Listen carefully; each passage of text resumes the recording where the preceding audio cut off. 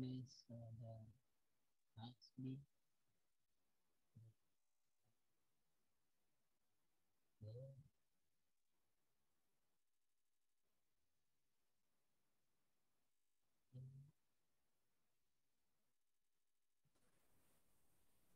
Izin Bapak, tidak ada suaranya. Oh, 9 sudah.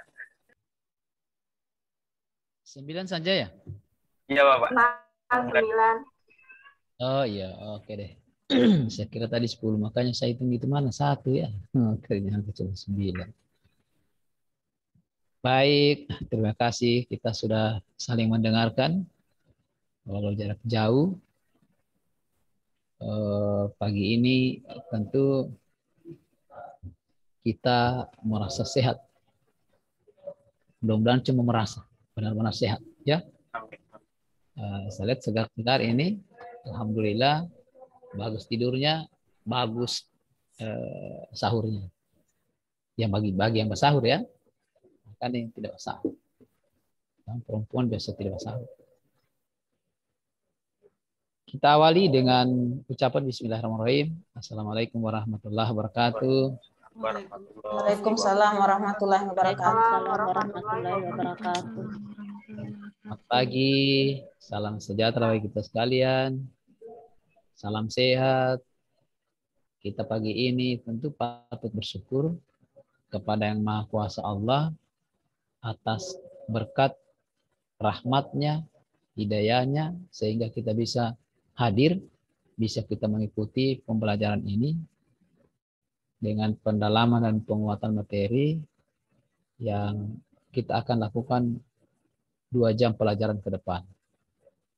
Ini merupakan bagian daripada pembelajaran yang penting untuk kita ketahui, untuk kita dalami. Saudara-saudara sekalian, pertemuan kedua ini kita sudah membahas tentang etika publik, komitmen mutu, dan anti korupsi. Sebenarnya tidak cukup waktunya, karena dia tiga mata pelatihan. Kalau kemarin cuma 2 mata pelatihan saja. Ini 3 mata pelatihan, makanya di pertemuan ketiga itu ditambah lagi dia 3 jam pelajaran. 3 jam pelajaran itu merangkum yang dari pertemuan pertama kita. Tapi itu pun kalau kita hitung itu sebenarnya masih minim. Tapi begitulah pengaturannya. Sehingga kalaupun sebentar tidak tuntas, kita kan bisa tuntaskan nanti di pertemuan ketiga. Tapi saya pikir ini karena kita sudah baca, tinggal mau didalami saja.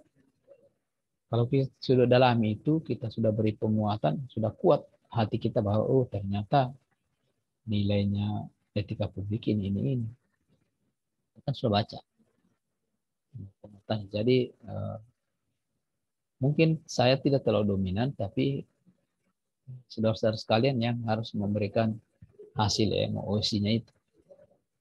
Hasil MOC-nya kemarin dari 3 mata pelajaran kita coba urut satu-satu. Etika publik, nanti kalau kita sudah bisa lebih mendalam tentang itu, kita pindah ke komitmen mutu, baru ke anti korupsi. Baik, saudara-saudara sekalian, di angkatan 77 ini cuma 9 orang, ya berarti JP-nya juga waktu kita gunakan dalam pembelajaran ini tentu bisa cukup. Bisa cukup. Karena kemarin yang 10 saja bisa cukup. Ya, gitu ya. Oke deh. Saya share screen dulu ya, itu materi ya, supaya kita bisa lihat sedikit.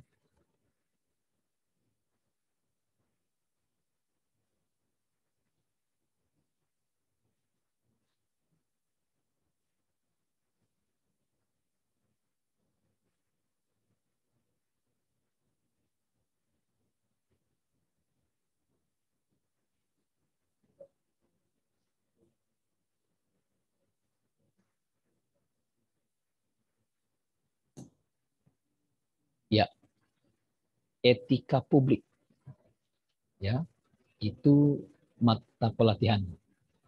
etika publik.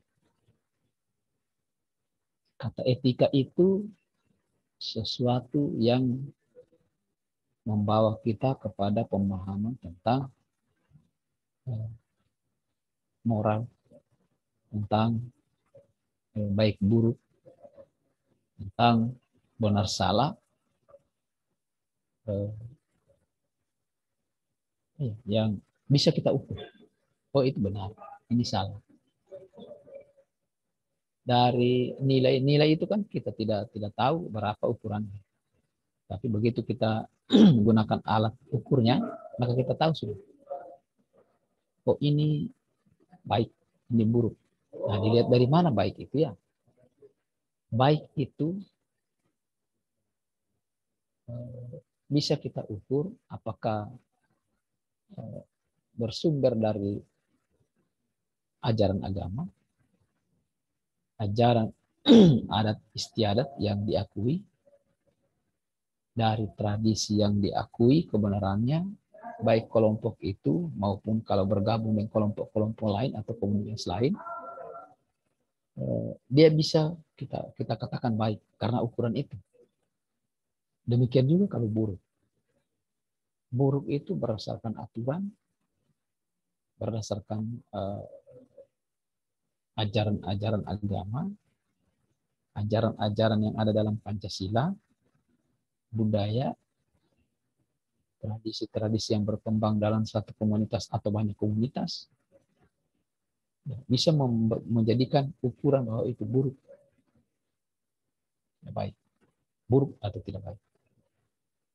Dan saya kira kita tahu yang mana yang tidak baik, yang mana baik, yang mana tidak baik, yang mana buruk, yang mana yang baik. Benar salah, ada juga benar, ada juga yang salah. Kebenaran itu terkadang itu dari paling banyak itu orang justru berpedoman kepada ajaran agama. Itu kebenaran mutlak sesungguhnya. Karena kita ini beraneka ragam, kita punya agama, tapi kita mengakui keberadaan Tuhan. Keberadaannya Allah itu kita akui. Allah itu menurunkan suatu ajaran melalui ayat-ayatnya, maka itulah ajaran agama.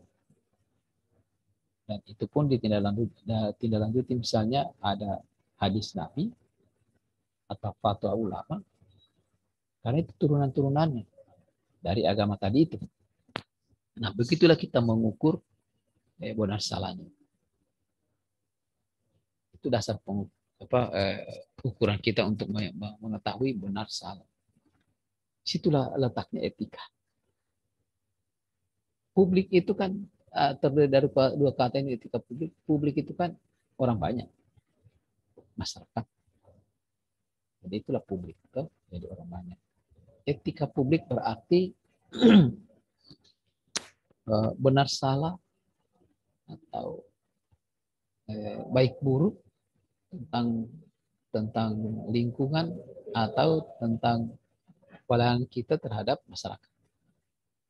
Ya, kita harus lebih tarik lagi untuk spesifik terhadap tugas kita selaku pelayan masyarakat. Ya, jadi kira-kira di situ dia punya inti, saya kira ya. Semacam apa ya? Kalau kita mengukur panjang, kita harus menggunakan meter. Panjangnya kita harus menggunakan alat senti itu ya, meter. Kalau kita ukur berat, maka kita harus menggunakan kalau dulu dikatakan dacing ya. Kita bisa tahu itu berat atau ringan. Apa namanya sekarang itu ya? Kurang timbangan ya, timbangan. Ada kan alat-alat timbangan itu ukurannya. Nah, kalau benar salah, tentu kita hanya berpatokan kepada ajaran-ajaran yang baik, terutama di agama. Pendidikan agama itu sangat memungkinkan untuk kita jadikan ukuran baik buruknya.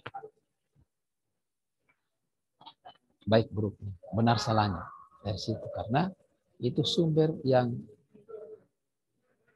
sedunia tidak akan membantah itu kecuali ateis, orang yang tidak bertuhan.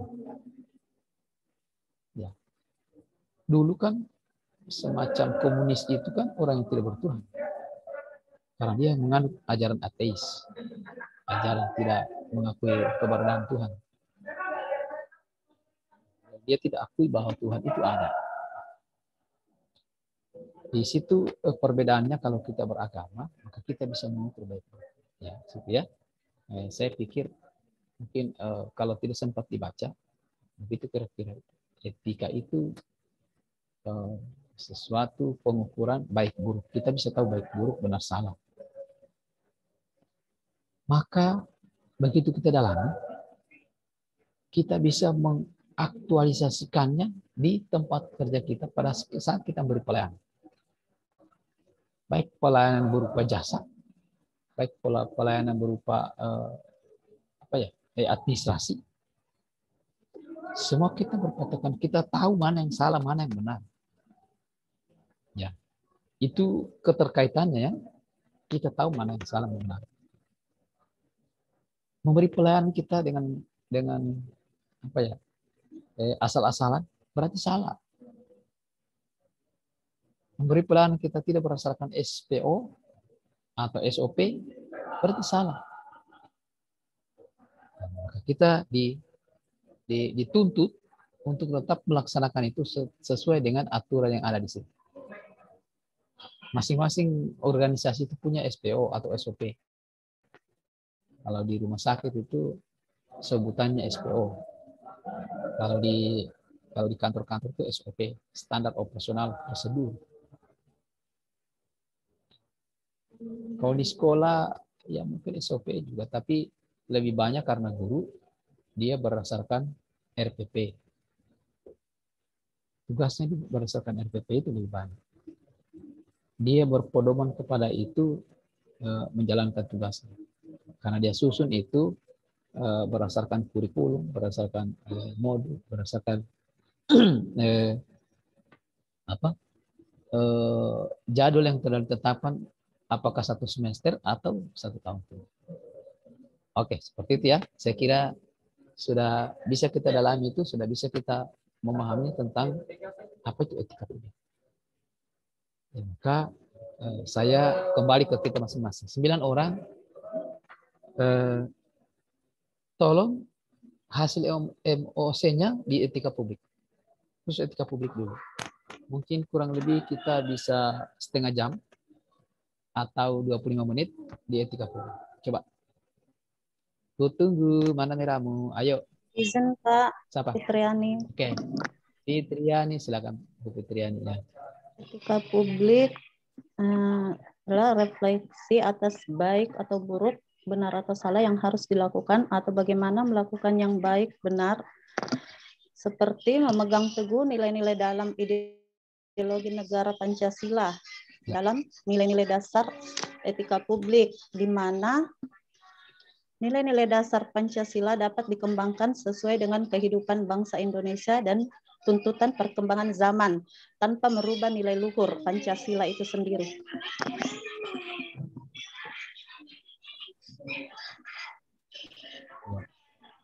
Nilai-nilai yang bisa dikembangkan ya? Iya Pak, tanpa merubah nilai luhur Pancasila.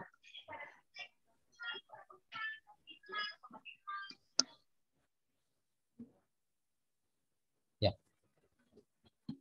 Ada yang lain? Menurut Fitriani, ya nilai-nilai yang bisa dikembangkan. Ya saya belum tahu nilai apa itu. Sebentar coba kita cari tahu nilai apa. Ayo. Izin Pak, Mulia Timursak. Siapa? Mulia Timursak, Pak. Mulia Timursak.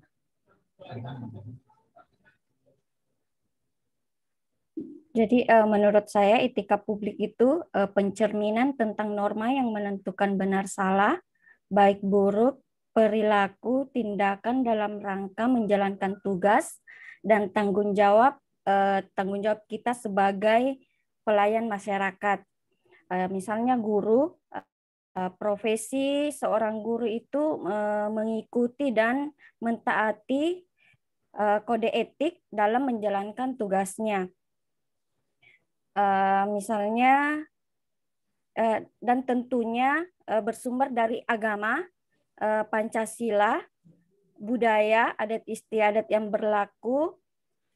Contohnya, guru mengakui bahwa dalam satu kelas itu memiliki siswa memiliki karakteristik yang berbeda.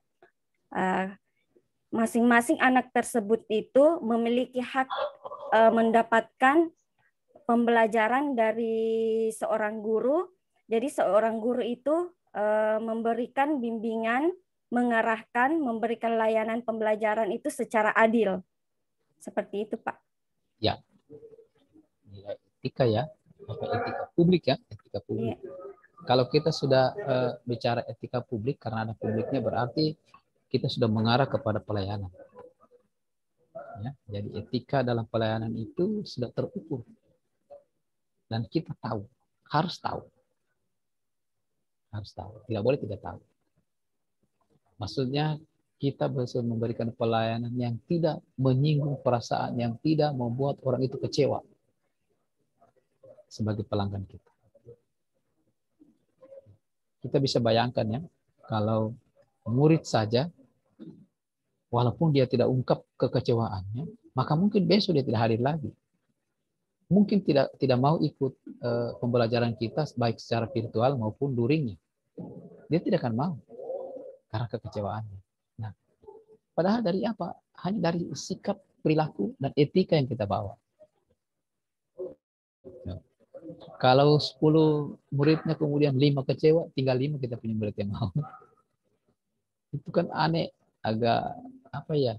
Bisa menyusahkan, bisa menterlantarkan generasi kita.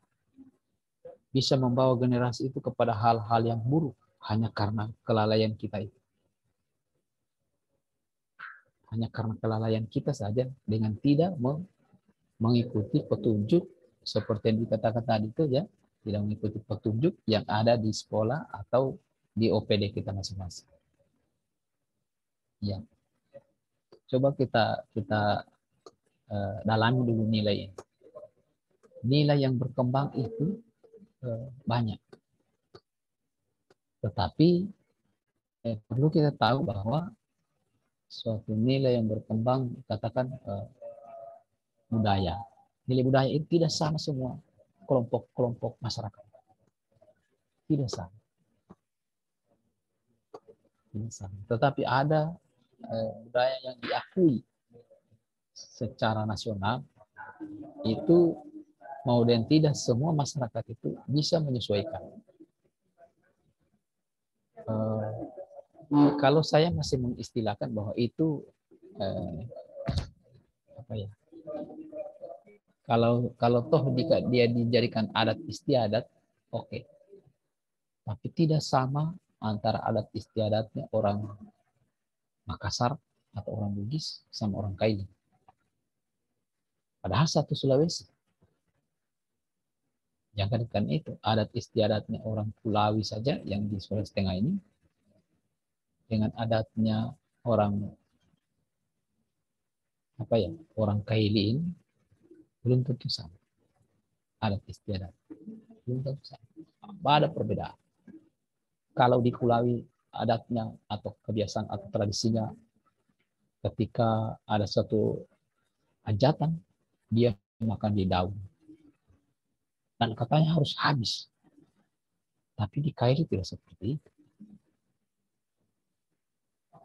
Jadi adat istiadat atau tradisi yang berkembang itu tidak sama. Nah, maka ketika etika ini kita jalankan, kita tidak boleh bertentangan, apalagi guru ini penempatannya ke daerah-daerah terpencil. Pelajari adat istiadatnya, pelajari tradisi-tradisi berkembang di sana, pelajari budayanya, sehingga kita tidak kaku ketika kita harus menghubungi, harus berkomunikasi dengan masyarakat dan orang tua siswa. Ya, mungkin seperti itu. Jadi penyesuaian diri itu mesti ada. Itu kalau kita harus mempelajari nilai. Nilai itu akan kelihatan kalau sudah terukur. Kalau sudah terukur. Etika pun itu kalau sudah kelihatan, kalau sudah terukur, ya oh ternyata baiknya di sini. Mungkin buruk menurut kita kalau adat istiadat kita yang tidak sama dengan tempat kita bekerja. Tapi kita harus menyesuaikan. Karena tidak bisa yang istilah resepsionnya itu ke sana, langsung mereka terima. Belum tentu. Ya. Yang lain? Izin, Coba Pak. yang lain. Saya, Pak, izin, Pak. Ya. Ririn apa ya? Silakan Kak Justin dulu. Oh. Oke, ya. Terima kasih. Ya. Di sini Pak, etika publik merupakan suatu pembahasan yang berhubungan atau berkaitan dengan tata cara dan adat istiadat yang melekat dalam kodrat manusia atau yang sangat terkait dengan arti baik dan buruk suatu perilaku, tingkah laku, atau perbuatan manusia. Dua fungsi ini Pak, yaitu etika dan publik, mungkin bisa menciptakan budaya etika dalam organisasi dan membantu integritas pejabat publik. Terima kasih. Insya Allah. Itu ya, insya Allah. Karena banyak sekali dilanggar sekarang ya. Makanya di isu kontemporer itu, isu kontemporer kan sudah diberikan. Isu kontemporer itu ada yang namanya korupsi, ada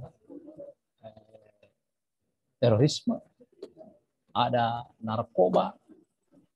Itu kalau di isu temporer kan seperti itu.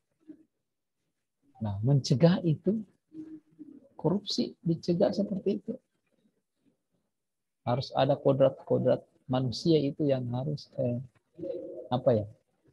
menjadi tolok ukur untuk mencapai suatu tujuan organisasi.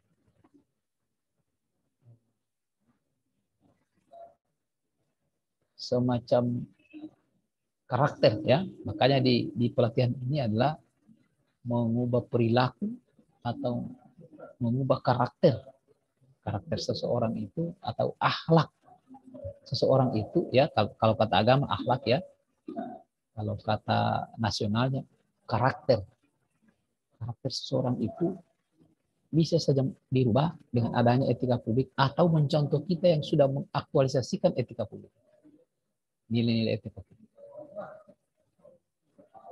Ya. Coba saya baca saja salah satu nilai etika publik ya. Nilai etika publik bersama indikator.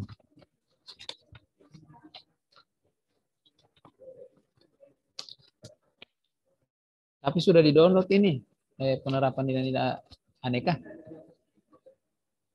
Sudah di-download di Om Google. Ada linknya yang penerapan nilai-nilai dasar ASN.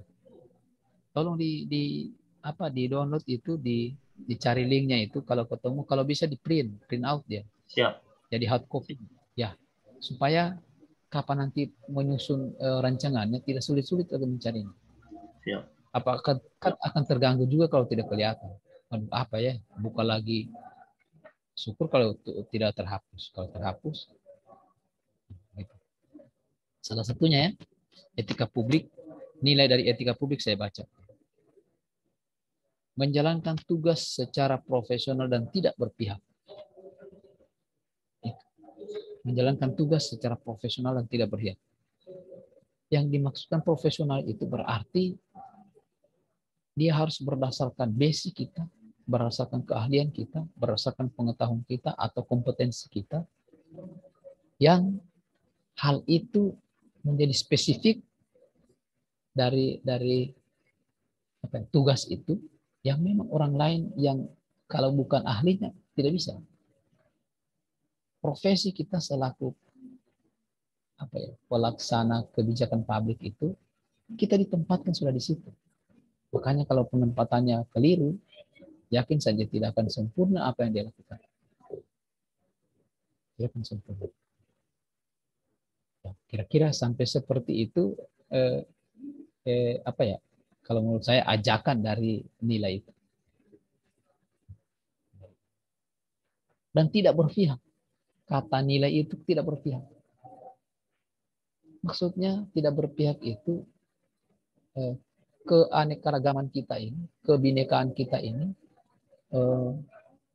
menurut wawasan kebangsaan kemarin kan kita pandang sebagai satu kesatuan yang utuh. Wah, itu adalah warga negara dan bangsa Indonesia yang butuh kita layani. Tidak bisa berpihak kepada siapa saja yang kita kehendaki, baru kita bisa layani. Tidak seperti itu. Tetapi kita harus melayani secara menyeluruh. Maksudnya tidak mau pilih-pilih kasih, ya, tidak pilih kasih. Ya, itu salah satu nilainya. Baik, saya kira itu dari Ibu siapa tadi ya? Justin, Pak. Justin, ya. Satu lagi dari Pak. Siapa tadi selain? Ya. Dari Ririn, ya. etika publik tentang standar norma yang menentukan baik atau buruk, benar atau salah perilaku, tindakan, dan keputusan untuk mengarahkan kebijakan publik dalam rangka menjalankan tanggung jawab sebagai pelayan publik. Terus, selain itu, etika publik juga merumuskan kebijakan publik dengan tujuan menjalankan tanggung jawab sebagai pelayan publik.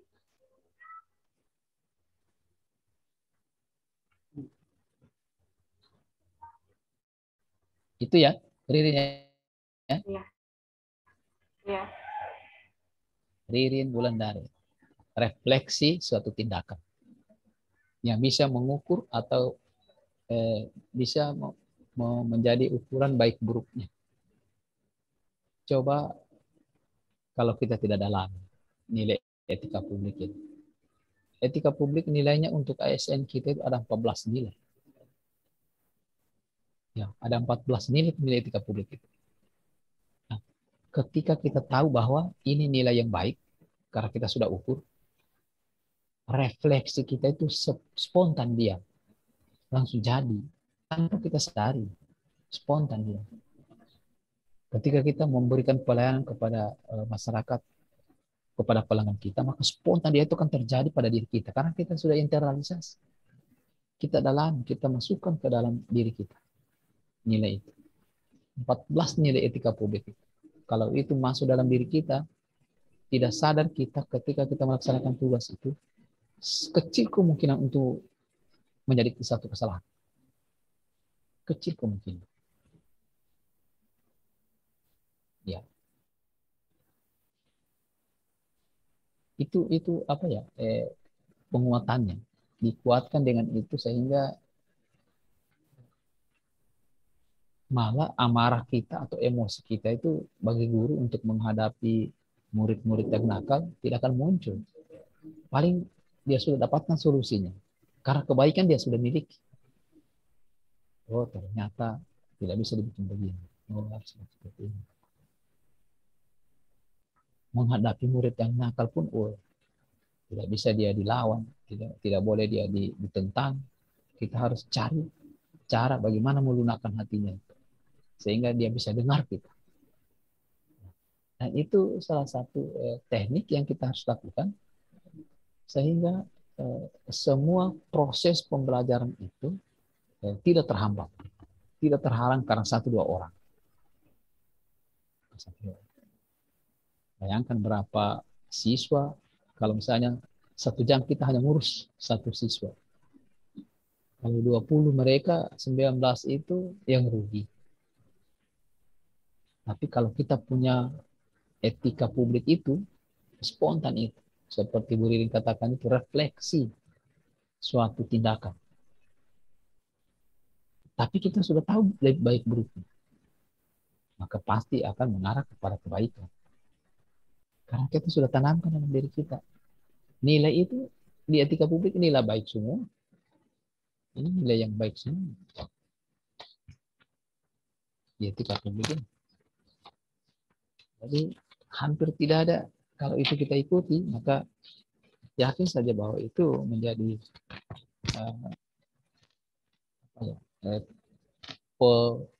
penentu kebaikan dalam sikap dan perilaku kita untuk memberikan pelayanan. Satu lagi saya sampaikan. Saya bacakan. Salah satunya juga, atau lain dari yang tadi, menghargai komunikasi, konsultasi, dan kerjasama. Itu salah satu nilainya juga. Menghargai komunikasi, konsultasi, dan kerjasama. Kalau konsultasi kita dengan pihak lain yang yang mungkin ada beranggap enteng kepada teman lain, lawan komunikan kita, tidak terlalu menghargai orang itu, maka yakin saja tidak akan terjalin itu hubungan. Tidak akan terjalin. Ya, karena hasilnya tidak akan baik. Ya, berkomunikasi yang tidak menyinggung perasaan orang, yang tidak mau menimbulkan kekecewaan lawan bicara kita. Ya. Dari tindakan kita, refleksi itu akan serentak jadi. Ya, kira-kira seperti itu. Makanya di aktualisasinya nanti itu ada yang namanya habituasi, habit, dibiasakan dengan nilai itu. Harus dilakukan. Ada peribahasa katakan ala bisa karena biasa. Bisa kita lakukan karena kebiasaan dilakukan.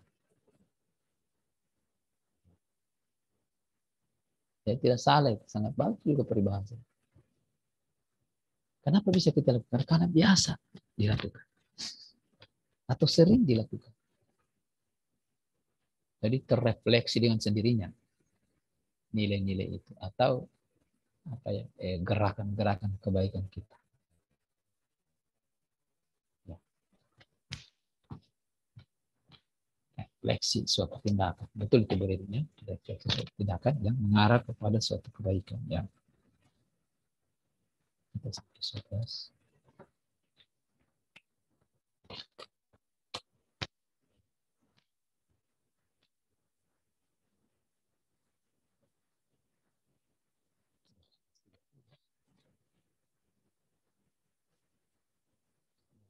Oke. Masih ada lagi? 1-2 orang lagi mungkin bisa memberikan hasil MOC. Pak, Dewi, Pak. Oh, Dewi. Oke. Ya, Pak, memberikan sedikit pemahaman yang saya dapat tentang etika publik itu, Pak. Nah, etika publik adalah nilai-nilai dasar ASN yang harus dimiliki oleh setiap diri seorang ASN. Karena hal ini penting karena pada hakikatnya manusia itu dinilai atau dilihat berdasarkan tingkah laku yang menyertainya.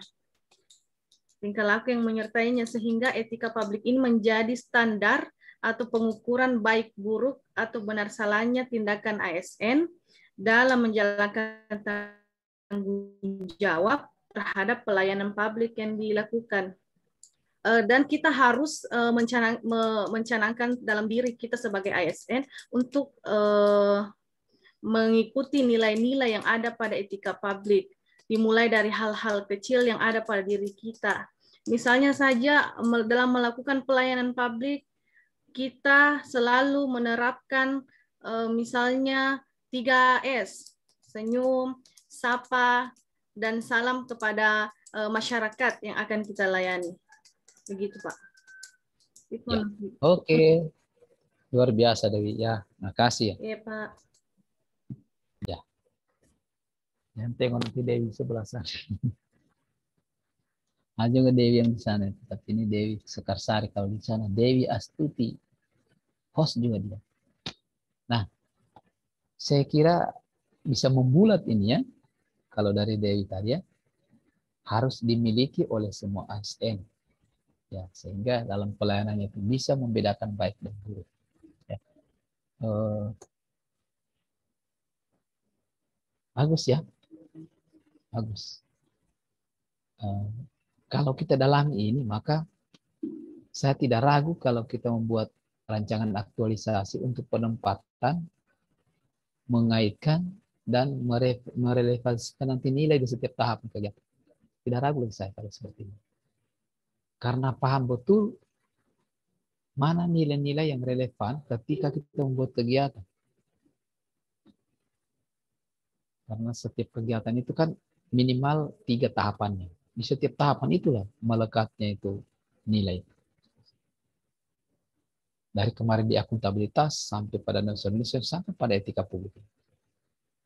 Kita belum beranjak lagi ke komitmen dan anti korupsi. Di sini saja kita sudah bisa membayangkan, oh ternyata mengaitkan nilai aneka itu atau setiap nilai dari aneka itu sendiri ke tahapan kegiatan ternyata mudah karena kita lihat relevansi. Karena kita paham, kita sudah dalam,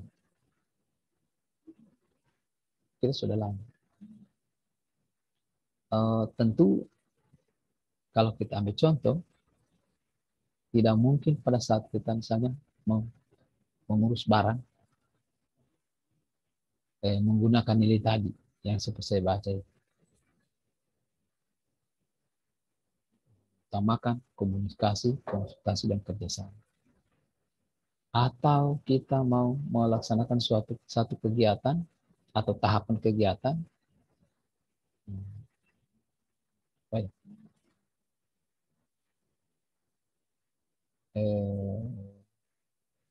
kalau memang itu misalnya melaksanakan kegiatan KBM misalnya di sekolah, ya mungkin harus komunikasi yang baik, harus konsultasi. Apa yang dikonsultasikan? Ya dikonsultasikan itu dengan pimpinan tentang RPP. Komunikasinya mana? Kita komunikasi dengan pimpinan, komunikasi yang baik dengan siswa atau murid pun harus baik. Ya berarti ada relevansinya. Seperti itu kita mengaitkan, kemudian lihat relevansinya. Ya. Dari isu, tapi mudah-mudahan yang 9 orang ini isu sudah selesai dianalisis. Mudah-mudahan sudah ada core isunya. Dewi, sudah ada core isunya, Dewi? Baru satu kayaknya Pak isu yang saya dapat. Masih sementara mencari isu-isu yang lain. Oh ya, berarti baru identifikasi itu. Iya Pak. Ya, jadi begini ya. Kalau sudah paham kan cuma dibaca saja bagaimana cara mengidentifikasi, bagaimana menganalisisnya. Silakan ditentukan memang dan komunikasikan, minta persetujuan kepada mentor kita. Supaya nanti di pertemuan ketiga ini kita bisa sempurnakan. Kita bisa segarkan dia. Baik itu isu maupun gagasan. Ya Pak, izin Pak, misalnya ini isu yang akan kita angkat, haruskah diambil beberapa atau boleh satu saja Pak, atau bagaimana Pak itu isu yang? Ya, oke, terima kasih. Itu pertanyaan yang sangat baik buat kita semua. Apakah boleh satu? Boleh. Tapi itu atas petunjuk dari mentor. Kalau mentor katakan ini isu kau angkat, iya, tidak perlu kita analisis, tidak perlu kita identifikasi, karena dia yang lebih tahu. Dia punya lini kerja kok di situ. Nah, tapi kalau tidak, kita harus lakukan analisis. Awalnya kita identifikasi dulu berapa isu yang ada di tusi kita. Analisis dulu. Identifikasi dulu. Berapa isu yang tidak mungkin dari beberapa tusi yang ada tidak bermasalah. Kalau Dewi apa sebagai apa? Saya Pak sebagai kan jabatannya sebagai penyuluh peningkatan kualitas hidup perempuan dan anak. Nah ini Pak yang ingin sekaligus saya tanyakan Pak. Kan saya penyuluh Pak, tapi kan pada saat masuk kerja ini kan belum terlalu lama Pak. Jadi belum pernah turun untuk menyuluh. Jadi untuk mencari isu-isu yang terjun langsung seperti penyuluh itu Pak belum ada gambarannya Pak begitu. Ya. Betul, betul sekali. Nah, kan di kantor itu kan ada laporan-laporan sebelumnya. Ada laporan-laporan tahunan atau laporan bulanan atau laporan triwulan atau semesteran di kantor itu. Khusus di bidangnya Ibu Dewi itu dicari. Nah, kita kita kaitkan dulu dengan kita punya tugas. Kan laporan itu belum tentu cuma kita punya tugas semua. Mungkin ada tugas orang lain. Iya Pak. Lihat tugas kita mana yang bermasalah di tahun kemarin. Ya, kalau ada bermasalah, petik dia, kalaupun 5 atau 3 atau 5 masalah, maka itu diidentifikasi, pilih kalau masih 5, identifikasi lagi mana yang lebih dominan, mana yang lebih berat masalahnya. Kelihatan. Nah, kemudian begitu kita tahu, baru kita identifikasi, kita analisis.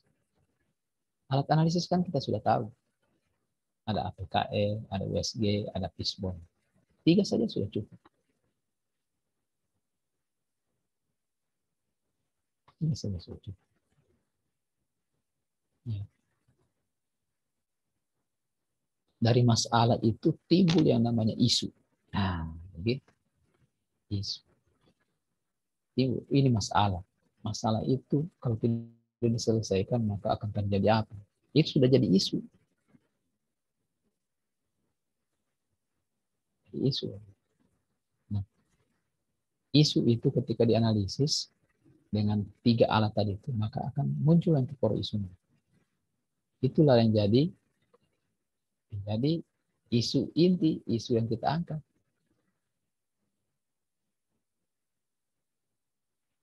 Gitu deh ya. Pak. Ya.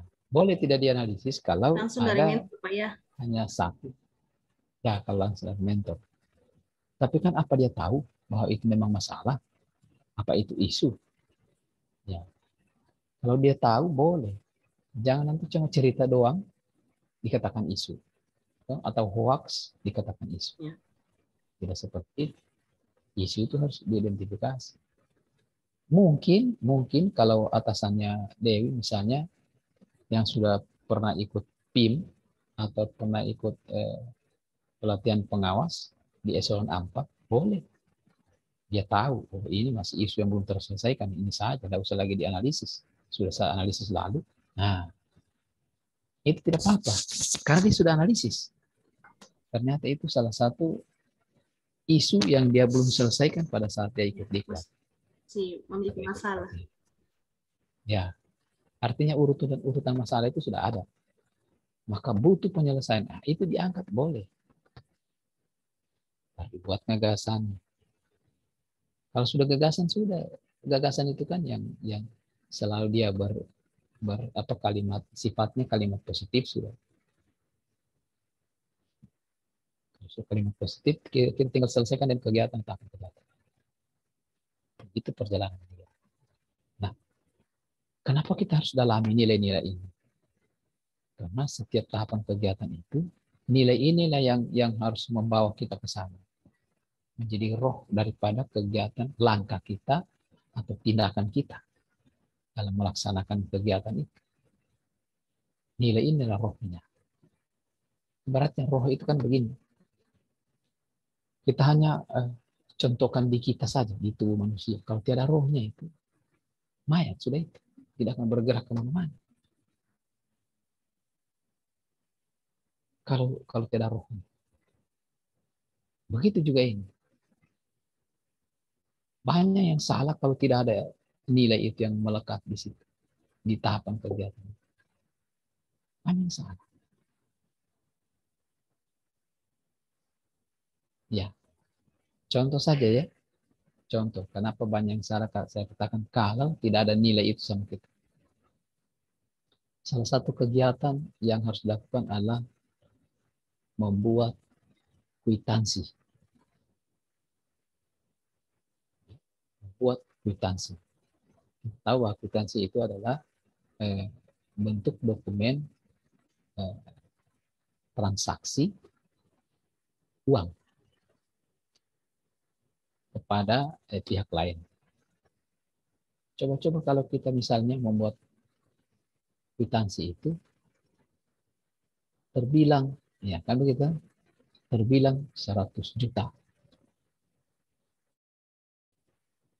Tapi kita kasih 010 di belakang 1, di depan 1.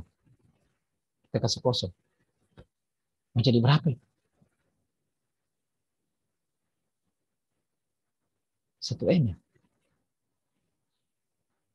Kan tadinya kan 100 juta. Ini sudah jadi 9 nol. Berapa untungnya orang itu kalau tidak hitung? Berapa kerugian negara? Hanya karena 1 nol saja ditambah. Karena kita tidak memiliki etika tadi, tidak memiliki nilai itu, bisa saja kita bikin. Apa susahnya sih? Semua diatur bisa. Tapi ketika hati nurani kita itu terdorong untuk melakukan itu, menjadi. Karena nilai itu kita tidak miliki, tidak terinternalisasi dalam diri kita. Tapi kalau terinternalisasi, baru ada itu, oh jangan, ini kan negara punya. Disitulah kesadaran itu muncul. Makanya diceritakan bahwa kenapa pelatihan dasar ini dibuat seperti ini, tujuannya adalah merubah sikap, perilaku, dan karakter pegawai negeri sipil untuk lebih profesional. Kenapa tujuannya itu? Salah satu awal daripada pemikiran yang dibawa oleh para pencetus ini adalah iceberg atau gunung es.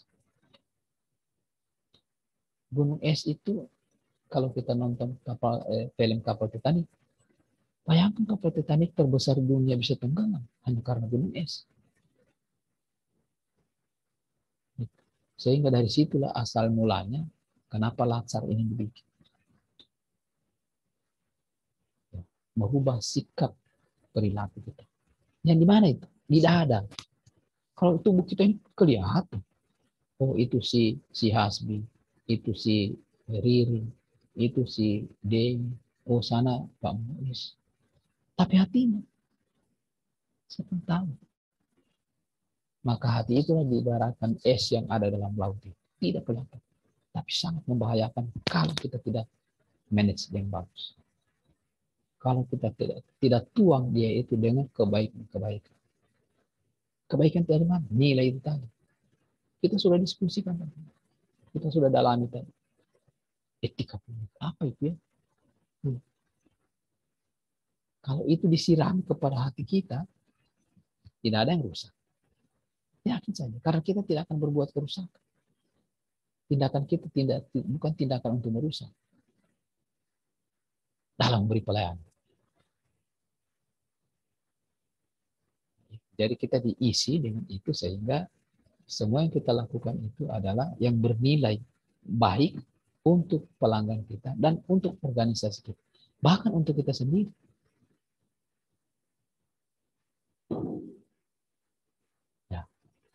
Ya tidak usah pelayanan itu. Kita saja selaku pegawai negeri sipil yang diangkat sebagai jabatan fungsional, pejabat fungsional. Dalam pengembangan karir kita, itu dibutuhkan yang namanya angka kredit. Mau penyuluh, mau guru, mau dokter, mau bidan, mau perawat, semua angka kredit.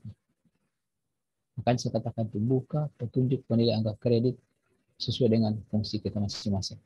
Itu kelihatan kita punya tusi. Coba kalau kita tidak bawa yang namanya nilai-nilai etika publik ini. Misalnya, padahal saya punya angka kredit itu belum cukup untuk naik pangkat. Karena mungkin banyak kelalaian tidak masuk kantor. banyak misalnya kalau banyak kali cuti, habis cuti melahirkan ambil lagi cuti tahunan, ambil lagi cuti misalnya alasan penting mau naik haji lagi. Ya. Kalau cuti begitu bagaimana 2 tahun bisa naik pangkat? Mana hasil kerjanya? Nah, yang dinilai dianggap kredit itu adalah dokumen-dokumen yang kita sudah lakukan sebagai hasil kerja kita, yang namanya kinerja itu. Kalau itu tidak nilai, bagaimana 2 tahun bisa naik pangkat? Tapi karena dia rekayasa, bisa saja. Dia buatlah seakan-akan itu dia melaksanakan tugas. Padahal tidak. Itu kejadian-kejadian yang saya gambarkan ini, yang saya ceritakan itu gambaran dulu. Saya kok jadi heran. Ada saya punya teman kepala sekolah, dia katakan begini, wah, bagus juga itu guru bidang studi, ya bidang studi ya, guru mata pelajaran kalau di SD kalau tidak salah. Bayangkan dia itu bisa naik pangkat 2 tahun sekali secara rutin. Sementara itu dia masuk kelas berapa kali kan? Dibanding dengan guru kelas tiap hari. Coba. Dari mana dia peroleh angka kreditnya? Itu ya. Nah, itu. Oke, saya kira cukup di Dewi tadi sudah menjadi bahan kita. Lagi setengah jam kayaknya kita ini, lagi 35 menit. Ya. Coba kita ke komitmen itu. Itu komitmen ya. Mengaktualisasikan tindakan yang menghargai efektivitas, efisien, inovatif, dan kinerja yang berorientasi mutu dalam penyelenggaraan pemerintahan dan pelayanan publik. Nah, ujungnya pelayanan publik juga ya. Perlu Anda ketahui bahwa nanti pada saat membuat gagasan itu, sertakan yang bisa menjadi inovasi. Sertakan. Misalnya melalui apa? Misalnya satu gagasan meningkatkan pelayanan kesehatan atau meningkatkan minat baca siswa atau minat belajar siswa melalui apa? Pohon literasi kah? Belajar luring kah? Atau metode apa digunakan? Begitu. Jadi ada melalui atau dengan apa? Itu yang menjadi salah satu kegiatan yang mengarah kepada inovasi. Artinya saya coba jaga-jaga, tidak juga khawatir kita, cuma kita harus menjaga, jangan sampai kita tidak bikin itu, kemudian kena dengan ibu kaban yang mengujinya, atau penguji lain yang kejar itu, walahan sendiri kita. Yang selalu tuntut inovasi itu ada dalam satu kegiatan. Jadi misalnya dengan luring tadi itu, luringnya kan tidak satu kelompok, kan berkelompok-kelompok mengikuti domisilinya siswa kita. Oh misalnya di desa ini ada 3 orang, oh di desa saya ada 3 orang saja. Kelompok-kelompok begitu yang kita namakan kita memberi pelajaran, kita kunjungi di luar jaringan. Jadi luring. Masing-masing punya kelebihan, masing-masing punya kekurangan. Atau misalnya dengan pohon literasi. Buat pohon literasi itu, tempel semua pohon itu dengan kata-kata, dengan nilai-nilai pembelajaran yang bagus. Tempel itu, tulis itu daunnya itu dengan pembelajaran misalnya kalau kelas 1, 1 tambah 1 berapa? Begitu kira-kira. Kalau kita melihat kelas 1. Itu contoh. Atau 2 kali 2 berapa kalau sudah kelas berapa? Tinggal mana mata pelajaran yang kita berikan. Mata pelajaran itulah kita tempel di daunnya, di rantingnya, bahkan di pucuknya, di batangnya. Kalau masih kelihatan akarnya, di akarnya boleh. Itulah pohon literasi. mengajak siswa atau murid itu untuk gemar membaca, untuk tertarik untuk membaca. Karena tadi ini tuh rendah minat bacaan. Jadi kita tingkatkan yang itu dengan buat pohon literasi. Nah, seperti itu ya. Itulah di komitmen itu ada inovasi kita. Ada mutu, karena itu ada salah satu nilai itu mutu. Di dalamnya juga ada inovasi. Nah, ingat bahwa inovasi itu syaratnya adalah baru di unit kita ya, bukan baru di semua orang. Baru dan bermanfaat. Itu syarat. Kalau tidak bermanfaat walaupun baru, bukan inovasi namanya. Walaupun baru tapi tidak bermanfaat, bukan inovasi namanya. Berarti dua-duanya harus ada. Bicara hal baru itu, inovasi hal baru itu bukan hal baru. Misalnya, di dinas sana sudah ada. Di puskesmas sudah ada. Di sekolah sana sudah ada. Kalau baru di sekolah kita, ya itu inovasi. Karena masih baru kita mau terapkan. Dalam sana. Ya. Itu kira-kira kalau di pelatihan. Komitmen mutu. Ayo, ada berapa orang lagi yang belum? Coba kemukakan dulu komitmen mutunya, hasil emosinya. Izin Bapak Doni. Oke, silakan. Sebelumnya minta maaf. Ya. Tadi sempat Belum mati salah. lampu di Raja Muili, Pak. Oh, itu Mati salah lampu. Makanya tadi Nah. sempat keluar dari baru tidak jelas lagi suaranya ini. Potong-potong. Jaringnya sudah jelas, Bapak? Ya, oke, jelas sudah ya. Nah. Bapak, sedikit pendapat saya dari awal pembelajaran termasuk nasionalisme, etika publik, komitmen mutu yang merujuk pada pelayanan publik. Ya. Pelayanan publik, Bapak ya.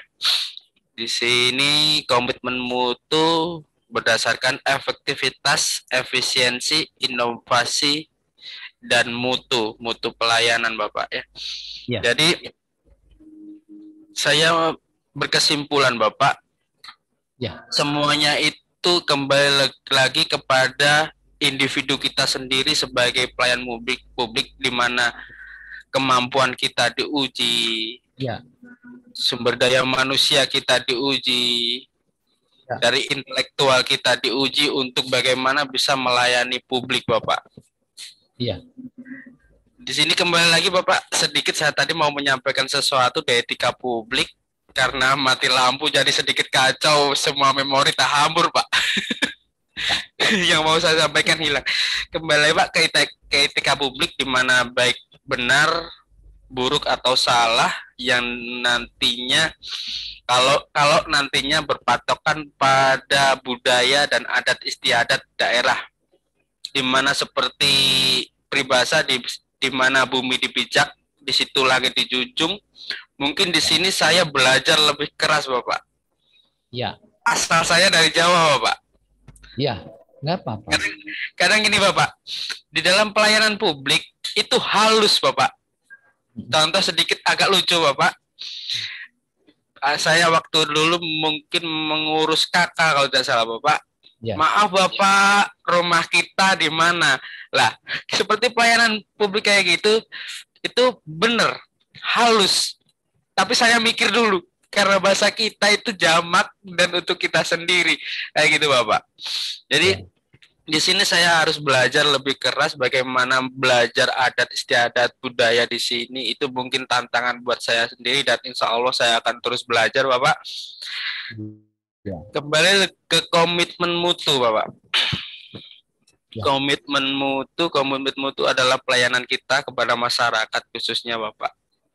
Itu saja intinya, di mana kita memberikan semua kemampuan kita untuk bagaimana bisa memberikan yang terbaik kepada masyarakat.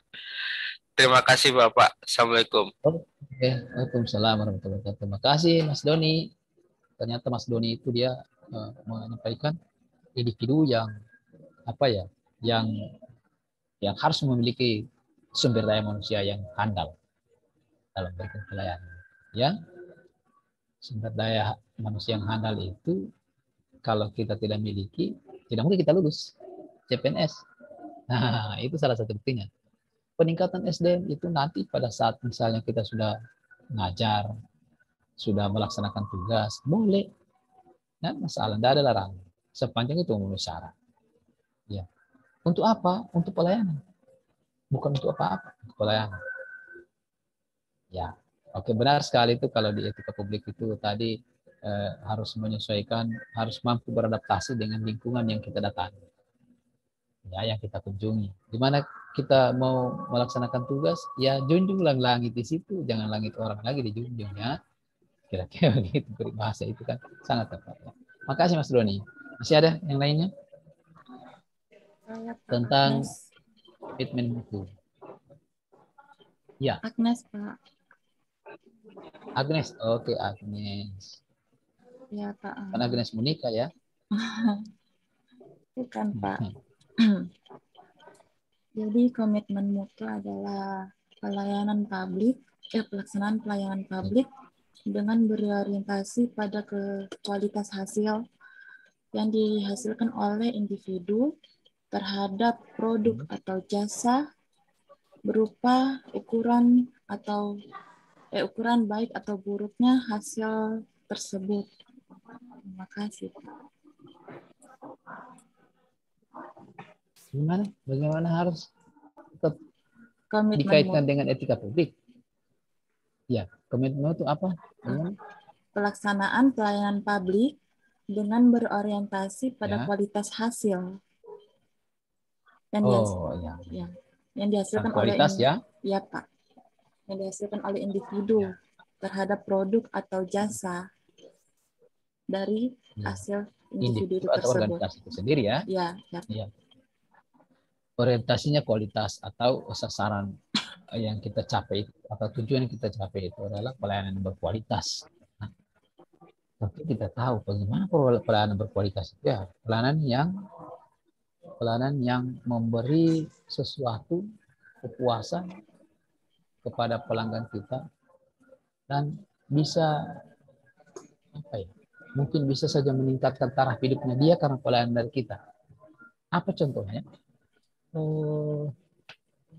Dia mau mengurus izin usaha. Kalau izin usaha kita tahan-tahan, kapan dia bisa berkembang? Bagaimana dia bisa merubah taraf hidupnya? Nah, sampai hal-hal seperti itu karena pelayanan masyarakat. Hal seperti itu yang diatur atau kita harus bawa melalui nilai-nilai aneka ini. Ya, kita sudah banyak baca dari nilai aneka ini. Nilai aneka ini kemarin saya sudah sampaikan ada 9, akuntabilitas ada 5, nasionalisme, etika publik ada 14, komitmen itu ada 4, anti korupsi ada 9, ya banyak sekali. Kalau itu kita bawa dalam tubuh kita internalisasi dulu baru kita bawa. Nah, maka kata Dewi tadi refleksinya itu, kata Riri, refleksi dari suatu tindakan yang baik akan muncul dengan sendirinya. Ya, spontan dia masuk, spontan dia bisa mengajak kita untuk tindakan yang baik. Secara spontan, tanpa disadari pun bisa.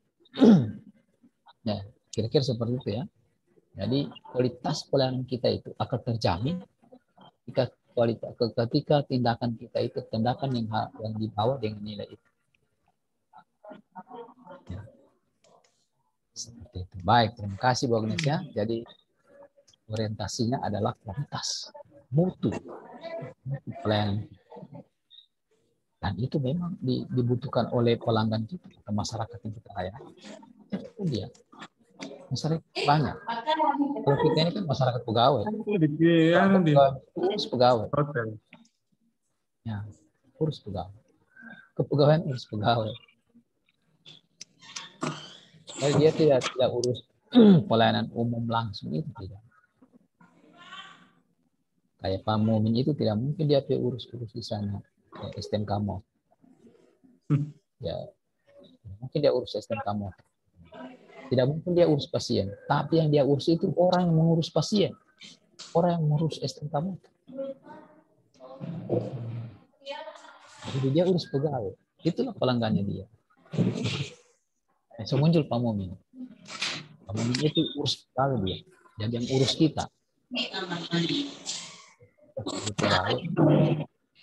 Naik pangkat, mau naik berkala, mau sekolah, mau studi, mau pendidikan, atau mau apa ya, izin belajar, mau beri penghargaan, banyak yang dia urus. Tidak semudah yang kita bayangkan itu urus pegawai. 1001 macam karakter, 1001 macam kepentingannya, kebutuhannya, begitu. Itu hanya kadang orang kepegawaian banyak botak. Bukan Pak Mumin ya.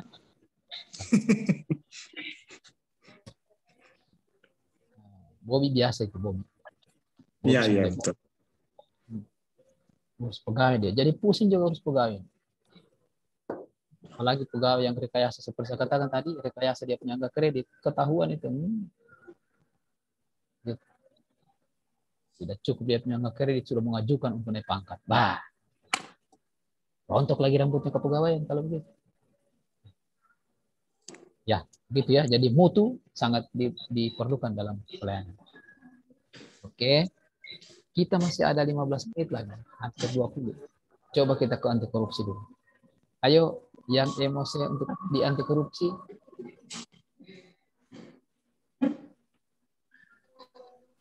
Izin Pak. Hasil emosi anti korupsi, ayo silakan. Ada yang belum ini? Baru 7 orang ini. Masih ada lagi 2 orang. Ayo. Nah, izin Pak. Nur Faida, Nur Fadila. Oh. Atau siapa tadi? Siapa? Silakan. Saya Pak. Ya. Anti korupsi adalah sikap dan perilaku untuk tidak mendukung adanya upaya untuk merugikan keuangan negara dan perekonomian negara. Dengan kata lain, anti korupsi merupakan sikap menentang terhadap adanya korupsi. Harus ditentang ya? Sikap iya, Pak. menentang Wajib. adanya korupsi.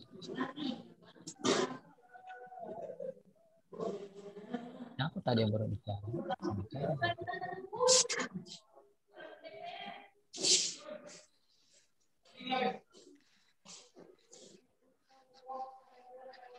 Sudah, siapa tadi? Sudah.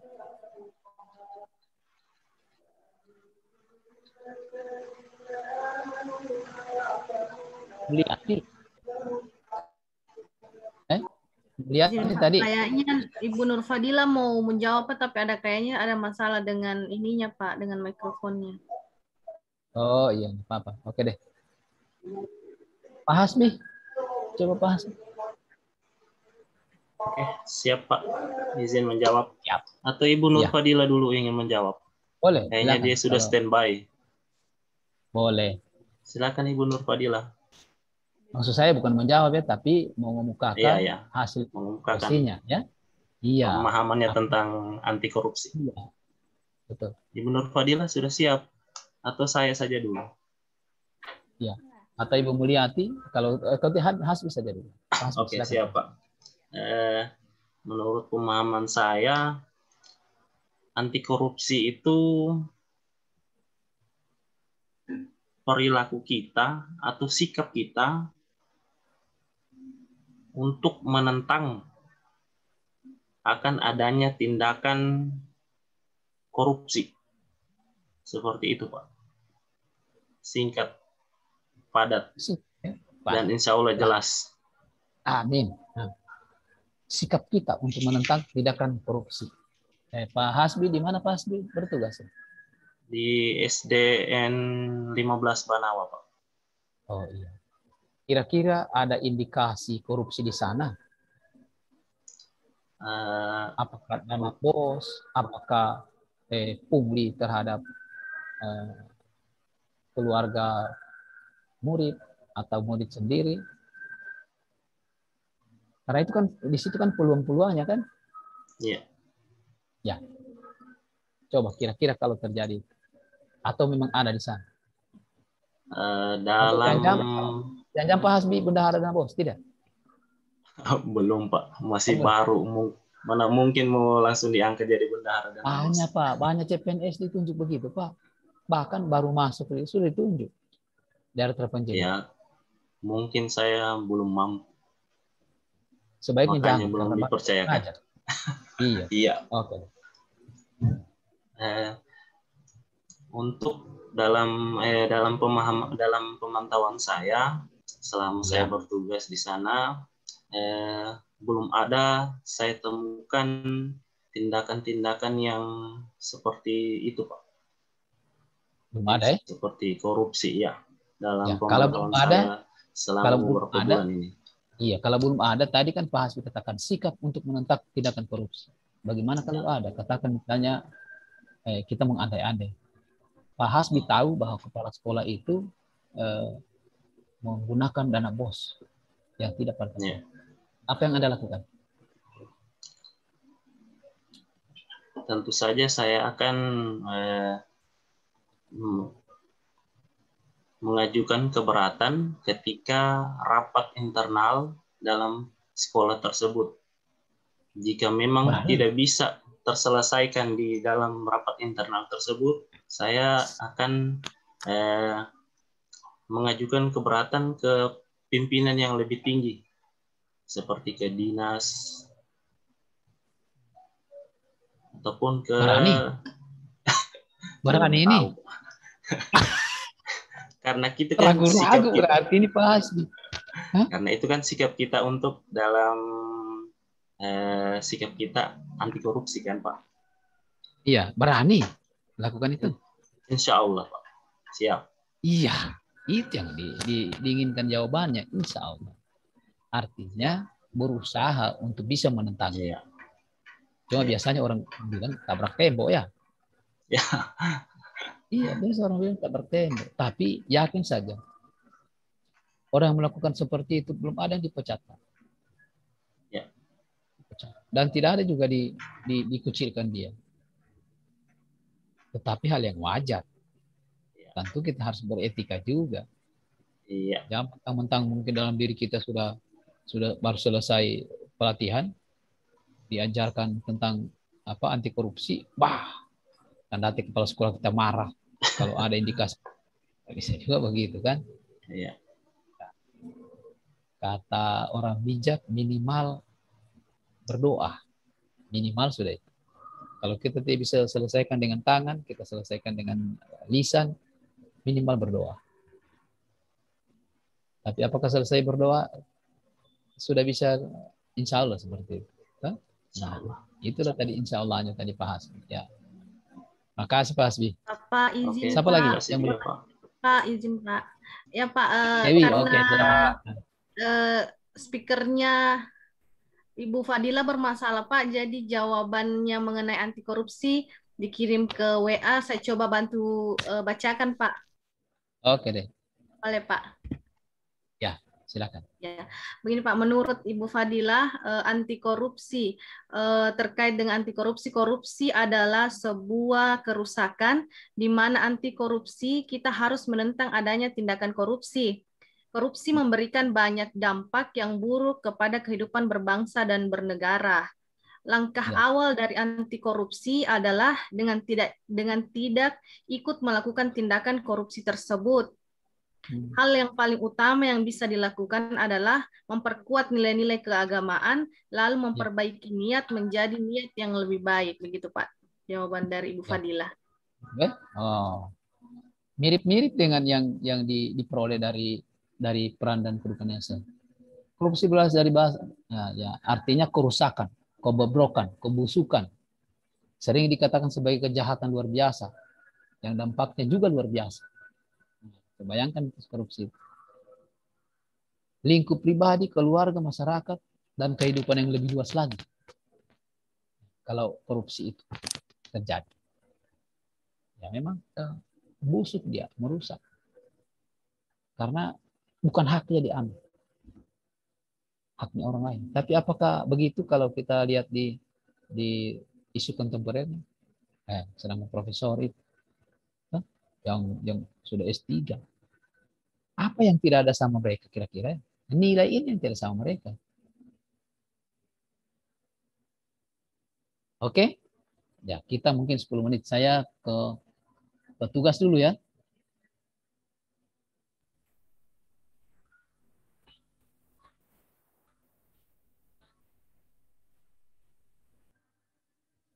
Ya, jadi ini tugasnya. Kalau yang sana itu yang tadi bukan itu tugasnya.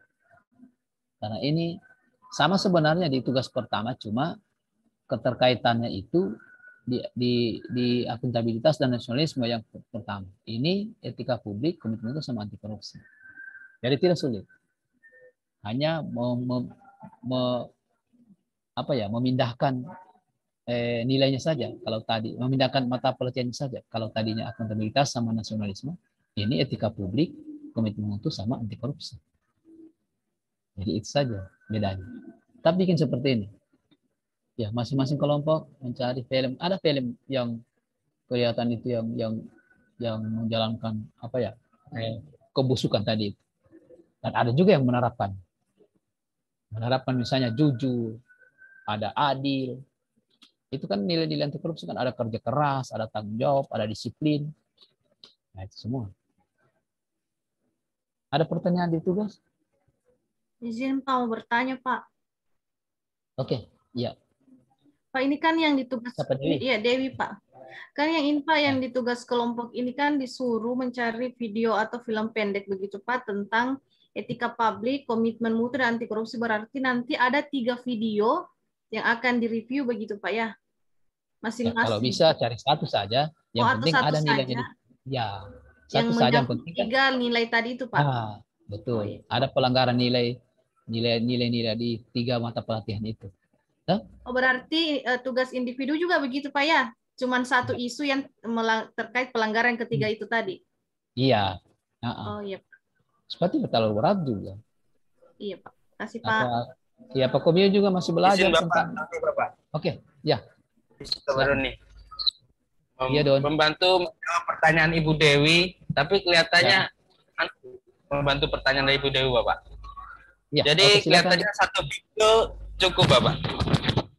Kelihatannya satu video cukup karena hampir semuanya masalah ini menjadi satu kesatuan di dalamnya.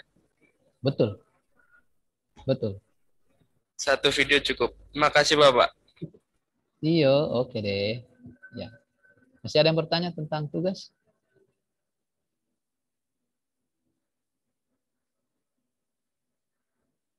Jadi maksud saya seperti itu ya. Jadi penerapannya ada yang di adegan itu ada yang sudah menerapkan, ada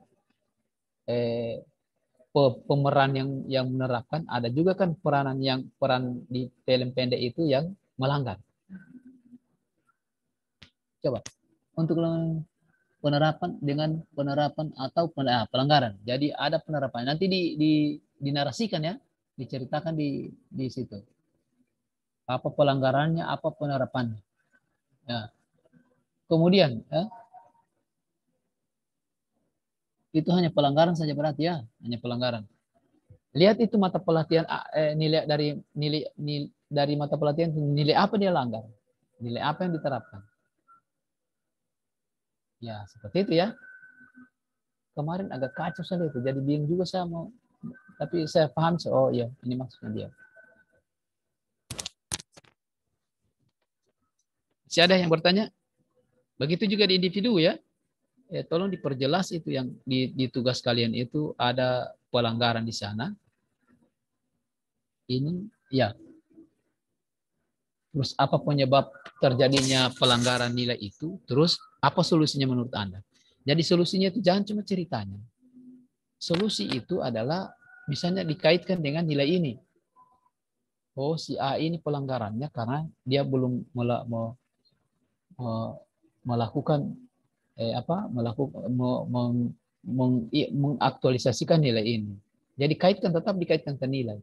Maksud saya supaya saya tahu persis bahwa Anda itu telah memahami nilai itu. Telah terinternalisasi di diri Anda itu nilai. Karena kalau hanya kalimat yang tidak mengaitkan nilai, artinya kita ngarang namanya. Walaupun kejadian begitu. Yang saya minta itu, yang ada solusinya melalui nilai ini. Nah, bayangkan banyak nilai anti korupsi saja itu 9. Etika publik saja 14. Lihat kalau ada pelanggaran itu. Komite mutu ada 4.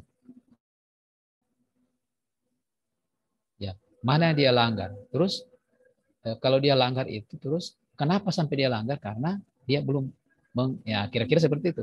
Belum pernah membaca, belum mengetahuinya, belum mengaktualisasikan, belum mengimplementasikan.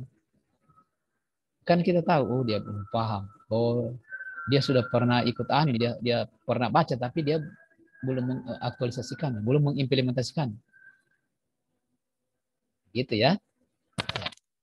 Supaya jelas mana nilai yang menjadi dasar untuk solusinya itu, pemecahan masalahnya. Karena kita kan bicara nilai ini. Ada pertanyaan lagi? Ada, Pak. Ya. Izin, Pak. Ya. Ya, Pak, seperti kemarin tugas individu itu, kan contoh saja ini, Pak, kan kemarin berkaitan dengan akuntabilitas. Berarti seumpama kalau yang diangkat itu kurangnya tanggung jawab ASN, berarti dijabarkan, terus penyebabnya apa, dan juga dijabarkan, solusinya juga dijabarkan, begitu Pak? Iya, solusi maksudnya dari, maksudnya dinarasikan, iya. Iya. Kan tadi, tadi kurangnya tanggung jawab ASN itu berkaitan dengan akuntabilitas, berarti dia apa penyebabnya, terus solusinya apa, seperti itu Pak? Iya. Kira-kira misalnya solusinya, oh dia masih belum paham tentang nilai ini. Oh si pejabat ini belum menerapkan nilai ini. Si pejabat ini belum mengaktualisasikan nilai ini. Ya, kira-kira seperti itu ya. Supaya saya bisa lihat bahwa oh ternyata dia paham dan nilai ini. Oh dia sudah terinternalisasi nilai ini sama dia. Misalnya sama Doni, dia menceritakan begitu. Oh ya, berarti Mas Doni sudah kaitkan dari pelanggaran tadi, solusinya harus merasakan nilai lagi. Oh, berarti dia paham. Karena kita bicara nilai, jadi semua itu akan ke nilai. Ada yang diterapkan, ada yang sudah diterapkan, ada juga yang pelanggarannya. Kalaupun ada narasinya sedikit itu, tapi kaitkan dengan nilai yang dilanggar. Iya, Pak. Penyelesaiannya, ya. Itu ya. Justin. Iya, Pak. Ya, yang lain? Ya, saya Pak. Ya, oke deh. Kemarin kan ada tugas yang mencari film juga Pak, yang untuk kelompok. Nah, itu kemarin kelompok kita hanya mengirim tugas video kelompok dengan sinopsisnya saja. Kita kira mau dibahas pada saat pertemuan sekarang. Jadi kita tidak ada tampilkan mengenai nilai-nilai yang dilanggar, diterapkan begitu Pak. Yang diterapkan begitu. Hanya sinopsis dengan videonya, link videonya saja. Link videonya dan sinopsis. Ya, dan sinopsisnya. Iya, tetap dinarasikan di bawahnya, dikirim juga, di upload juga, supaya walaupun saya kan percaya saudara, saya percaya walaupun saya tidak buka videonya, cerita itu kan cerita yang betul-betul yang kejadian yang diperankan oleh orang-orang yang di filmnya itu, film pendeknya itu diceritakan. Seperti itu, karena kalau mau dibuka lagi videonya, wah sama dengan menonton lagi tuh, waduh. Bisa subuh itu tidak selesai itu. Tapi sudah diupload Pak, videonya kita, maksudnya tugasnya kita sudah diupload. Dan di situ tidak ada keterangan mengenai nilai-nilai yang dilanggar, hanya sinopsis mengenai film itu. Bagaimana itu Pak? Ya, sinopsisnya itu garis-garis besarnya saja atau apanya? Ceritanya dalam film tersebut. Tidak apa-apa, ceritanya film itu. Cuma saya sudah nilai juga, cuma maksud saya ini diperbaiki. buatlah dia itu supaya ceritakan apa yang terjadi di film itu. Apa yang dilanggar, apa yang diterapkan, kemudian apa penyebabnya, solusinya bagaimana. Itu. Jadi kelihatan sekali kelompok itu memahami ketika dia sebenarnya hampir sama saja, cuma bedanya kalau film itu kelompok itu menontonnya, jadi sikap dan perilaku itu tergambar di situ. Oh ternyata kalau seperti itu begini sikap. Kalau hanya cerita doang, tidak juga, belum terlalu menjamin untuk kita bisa menginternalisasinya. Belum kita menjamin untuk terrefleksi itu nilai itu dalam diri kita. Tapi ketika kita menonton film, maka kita, oh iya, oh seperti itu dong. Seperti itu harusnya kita bersikap. Ya misalnya, contoh saja misalnya seorang petugas Pol PP lah, Pol PP. Dia melakukan satu razia pedagang kaki lima. Datang itu kita hanya ceritakan bahwa Pol PP ini mendatangi salah satu pedagang kaki lima dan dia memberi hormat. Kalau hanya diceritakan, saudara itu mungkin belum bisa mempraktekkan. Bagaimana tata caranya, apakah dia senyum, membahasakan, mengeluarkan kata-katanya. Senyum sapa itu nilai. Maka kelihatan sekali, oh iya, dia tahu. Dan makanya saya mintakan ada film itu. Film itu memberikan gambaran kepada kita bahwa tegur sapa kepada pelanggan kita ini, seperti ini. Tidak kita misalnya datang kelaping ke begini, kau ini dilarang jualan di pinggir jalan, kan tidak seperti itu. Ya. Jadi ada sikap-sikap yang bisa dicontoh dari film itu, dan itu akan menginternalisasi ke dalam diri kita juga. Jadi kan seperti tadi itu kan merubah karakter, merubah akhlak menghadapi pelanggan. Nanti dalam kapasitas pelayanan, dalam segi pelayanan kita, dalam kita memberikan pelayanan kepada pelanggan kita, tidak ada lain sesungguhnya, hanya memberi pelayanan. Dari nilai-nilai ini yang kita harus bawakan, gitu. Ya, kayaknya sudah habis. Tidak tahu hostnya. Anca, bagaimana Anca?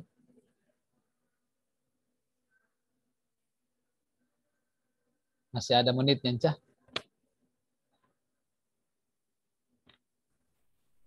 Izin Bapak, 1 menit lagi Bapak. Oh iya, berarti cepat saya punya yang berat.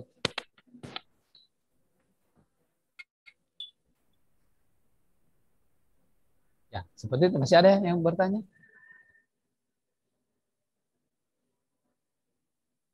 Ya, kira-kira itu ya. Jadi, atau masih ada yang mungkin ada terkendala dengan ya, MO-nya kemarin. Izin Pak.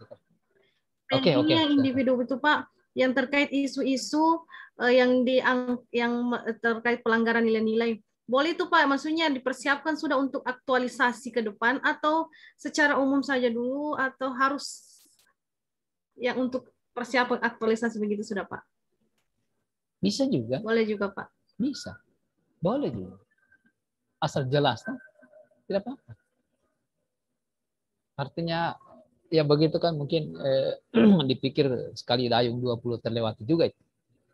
Tidak apa-apa, justru belajar itu dan akan menjadi bekal kita untuk selanjutnya. Boleh. Karena ini kan dalam tahap belajar. Yang penting mengenal betul yang apa sebabnya, terus bagaimana solusinya. Tapi harus dikaitkan dengan nilai. Supaya saya bisa membacanya itu, saya paham betul. Oke, kita sudah dipanggil ke room besar. Gitu ya. Oke, terima kasih. Sampai jumpa kita di pertemuan ketiga. Iya, selamat bergabung kembali Bapak Ibu. Izin dulu, Saudara Reca, saya mau lihat saya punya sama atas nama Agus. Mana Agus? Agus atau 91 sih? Halo? Pak Agus. Ya. Pak Anca, saya lift dulu ya. Oh ya siap, silakan Bu. Oke, baik, terima kasih semua. Assalamualaikum. Assalamualaikum warahmatullahi wabarakatuh. Di kelompok Pak Agus. Di kelompoknya Pak Agus Sosana, Pak. Iya, Pak. Oh iya, Pak. Pak Agus Sosana. Iya. Iya, siap, Pak. Agus, siapa kita punya ketua? Mana Agus? Agus, siapa kita punya ketua? Muhammad. Ya Pak, Muhammad Hasrul Pak. Oh, Muhammad Hasrul. Iya Pak. Mana Muhammad Hasrul? Saya baru lihat mukanya. Iya Pak. Muhammad Hasrul. Yap. Oke, kalau kemarin kan kita cuma WA-an, ini sekarang baru saya tahu. Jadi makanya kemarin itu waktu rapat Reza, saya minta sama Ibu Kaban supaya di angkatan 2 ini saja dipertemukan dengan supaya panjang waktunya. Dengan kan nanti kalau di agenda 1 dia tidak ketemu, tapi agenda 2 mesti harus ketemu karena menanamkan nilai. Terus di agenda 4 baru ketemu. Di agenda 3 biar tidak ketemu tidak apa-apa. Kemarin saya minta sama Ibu Kaban. Ini kita orang punya yang kita mesti harus arahkan kan tidak enak. Nanti dia marah-marah lagi. Oke, terima kasih. Iya. Terima kasih saya ucapkan kepada Bapak Ibu Widya Iswara dan juga Bapak Ibu peserta yang sudah berpartisipasi aktif dalam kegiatan pembelajaran pagi hari ini. Sebelum saya akhiri, mungkin Bapak Ibu Widya Iswara ada yang ingin ditambahkan? Pak Muiz, Pak Said, Pak Sigit? Oke, tidak itu sudah aman. Cukup. Oke. Cukup. Pak Mumin, ada yang perlu ditambahkan Pak?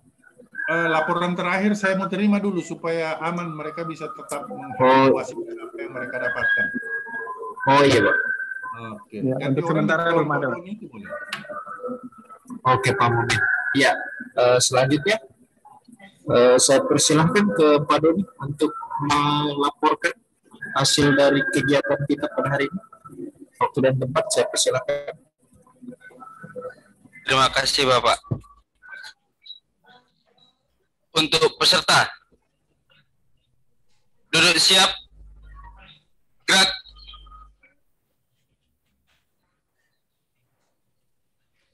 Penerimaan materi telah dilaksanakan. Laporan selesai. Laporan diterima, akhiri dengan doa, laksanakan. Laksanakan. Mengakhiri kegiatan, berdoa menurut agama dan keyakinan masing-masing. Doa, mulai.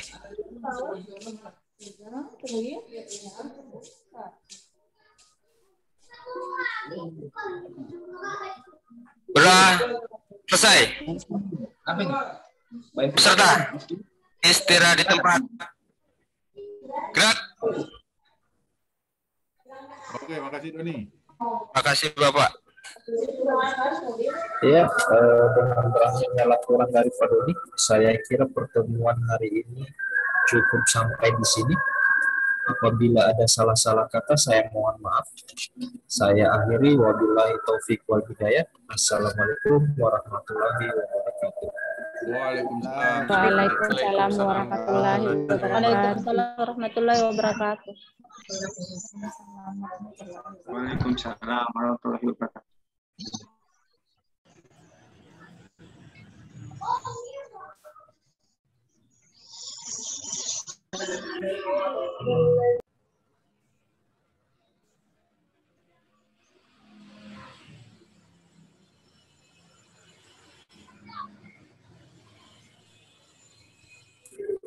Mohon izin meetingnya saya end ya.